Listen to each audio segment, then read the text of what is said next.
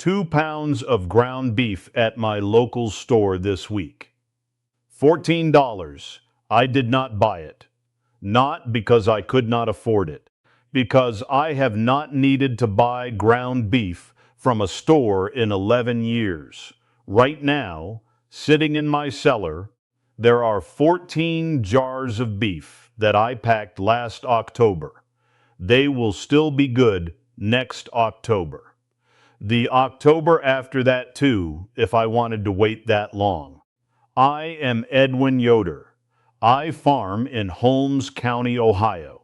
What I am about to show you is the oldest meat preservation method in the Western world, older than refrigeration by about 4,000 years, simpler than anything you will find in a modern kitchen. And the reason my grandfather never once worried about the price of beef at a grocery store. If you have never heard of this method, stay with me. If you have heard of it and think it sounds strange, stay with me anyway. Because strange is exactly what I thought the first time my father showed me, and now I would not store meat any other way. The method is called lard sealing.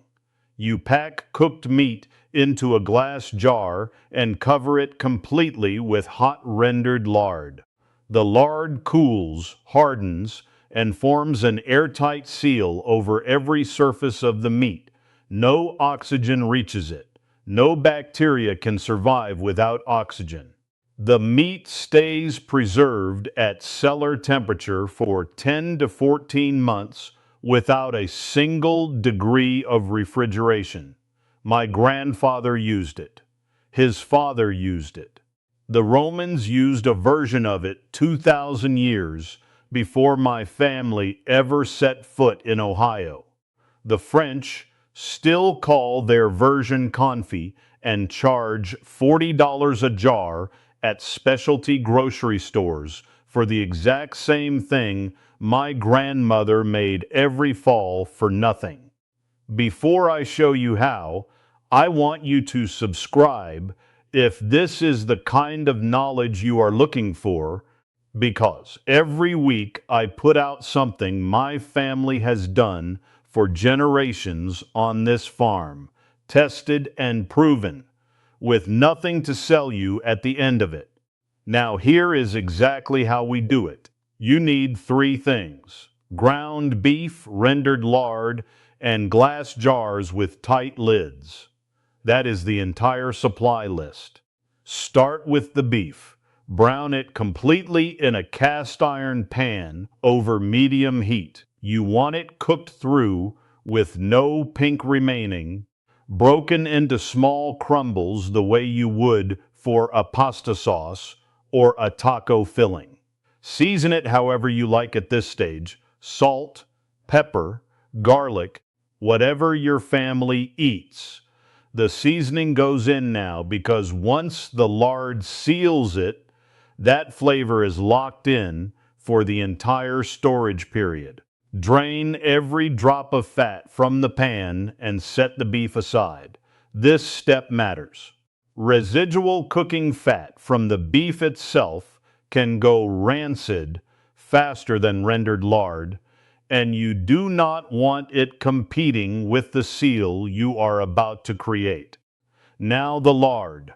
Rendered lard from a butcher or a farm supply store runs about $4 a pound. You can render it yourself from pork fatback if you raise hogs, which we do, and then the cost is essentially nothing. You need enough to completely submerge your packed beef, which in practice means roughly 1 part lard to 2 parts beef by volume. Heat the lard in a heavy pot until it is completely liquid and clear, not smoking, just fully melted, around 200 degrees. While it heats, pack your cooked beef tightly into clean glass jars, pressing it down to eliminate any air pockets between the crumbles. Fill each jar to about an inch below the rim. Now pour the hot liquid lard directly over the packed beef, slowly letting it work down through the crumbles and fill every gap. You want the lard level to sit at least a quarter inch above the top of the meat. Every surface of every piece of beef must be covered. If any meat is exposed above the lard line, that piece will not keep. Let the jars cool, uncovered on the counter, until the lard turns white and solid. Then lid them and move them to the coolest part of your house. A cellar is ideal. A cool pantry works. Anywhere that stays consistently below 65 degrees through the year. That is the whole process. 2 hours of work in October means ground beef on the table in August with no grocery run, no freezer running electricity around the clock, and no $14 receipt sitting on your counter. Now I want to tell you the part most people about first, because I know what you are thinking. Is it safe? Here is what you need to understand about why this works. Bacteria that spoil meat and cause illness require 3 things to survive: moisture, oxygen, and warmth. Refrigeration attacks warmth. Lard sealing attacks oxygen. A complete lard seal is physically impermeable to air.